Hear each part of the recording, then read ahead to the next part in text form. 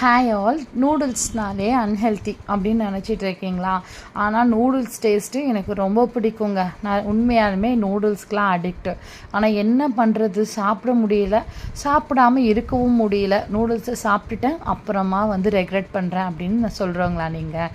உங்களுக்கான நூடுல்ஸ் தான் இது. பேர்ல் மில்லட், கம்பு, ராகின்னு சொல்லிட்டு எல்லா மில்லட்ஸ்லேயும் யூஸ் பண்ணி செய்யக்கூடிய நூடுல்ஸ் தாங்க இது.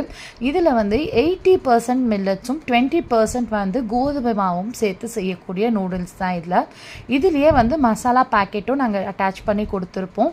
அந்த மசாலா நம்ம ஹோம்மேட் ஸ்பைசஸ்லாம் வச்சு பண்ணக்கூடிய மசாலாஸ் தாங்க.